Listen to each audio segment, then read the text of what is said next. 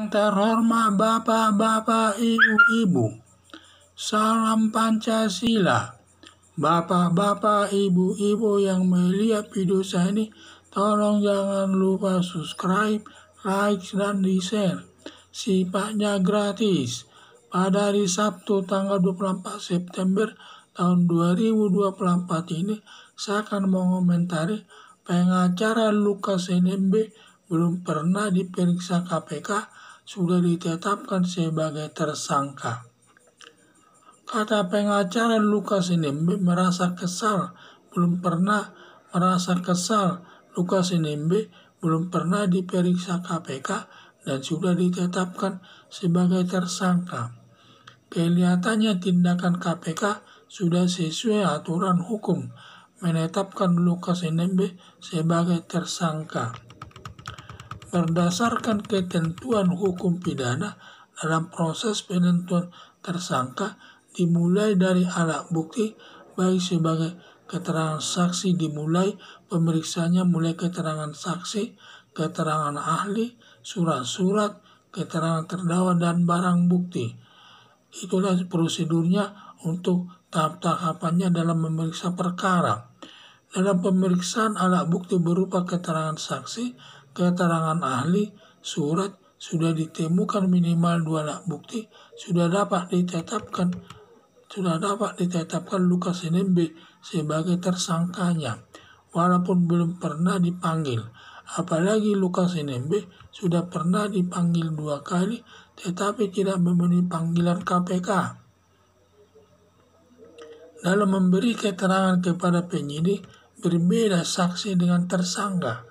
Kalau memeriksa saksi, terlebih dahulu disumpah menurut keyakinannya untuk memberikan keterangan yang benar, yaitu mengenai apa yang dilihatnya secara langsung, apa yang didengarnya secara langsung, dan apa yang dialaminya secara langsung.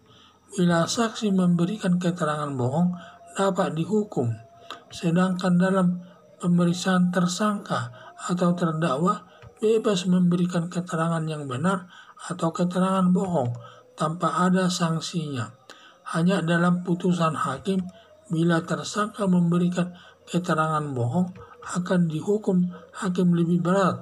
Sebaliknya, bila tersangka langsung mengakui perbuatannya, hakim akan menjatuhkan hukumannya lebih ringan. Harapan saya, Lukas NMB jangan marah ditetapkan sebagai tersangka berdasarkan alat bukti. Semua tindakan KPK menetapkan Lukas NMB sebagai tersangka sudah sesuai ketentuan hukum pidana yang sudah diatur dalam Kitab Undang-Undang Hukum Acara Pidana atau KUHP. Lukas NMB agar mentaati semua aturan hukum yang berlaku, jangan mempersulit penyelesaian perkaranya yang dapat merugikan dirinya sendiri. Kata pengacara Lukas NMB merasa kesal, belum pernah diperiksa KPK dan sudah ditetapkan sebagai tersangka. Kelihatannya tindakan KPK sudah sesuai aturan hukum, menetapkan Lukas NMB sebagai tersangka.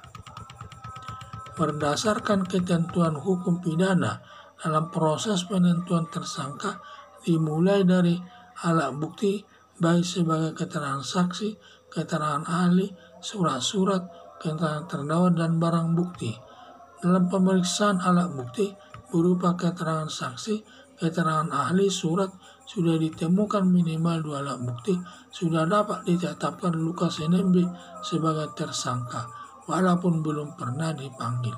Apalagi Lukas NMB sudah pernah dipanggil 2 kali, tetapi tidak memenuhi panggilan KPK. Dalam memberi keterangan kepada penyidik, berbeda saksi dengan tersangka. Kalau memeriksa saksi, terlebih dahulu disumpah menurut keyakinannya untuk memberikan keterangan yang benar mengenai apa yang dilihatnya secara langsung, apa yang didengarnya secara langsung, dan apa yang dialaminya secara langsung. Bila saksi memberikan keterangan bohong, dapat dihukum. Sedangkan dalam pemeriksaan tersangka, terdakwa bebas memberi keterangan yang benar atau keterangan bohong tanpa ada sanksinya. Hanya dalam putusan hakim, bila tersangka memberikan keterangan bohong, akan dihukum hakim lebih berat. Sebaliknya, bila tersangka langsung mengakui perbuatannya, hakim akan menjatuhkan hukumannya lebih ringan. Harapan saya, Lukas NMB jangan marah ditetapkan sebagai tersangka berdasarkan alat bukti. Semua tindakan KPK menetapkan Lukas NMB sebagai tersangka sudah sesuai ketentuan hukum pidana yang sudah diatur dalam KUHP atau Kitab Undang-Undang Hukum Acara Pidana. Lukas NMB agar mentaati semua aturan hukum yang berlaku. Jangan mempersulit penyelesaian perkaranya yang dapat merugikan dirinya sendiri.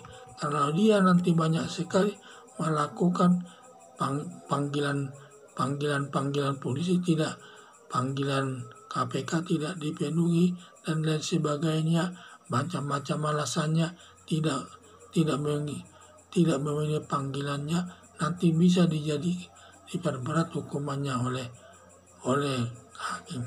Sehingga Lukas NMB agar mentaati semua aturan yang berlaku dan juga jangan mempersulit penyelesaian perkaranya yang dapat merugikan dirinya sendiri.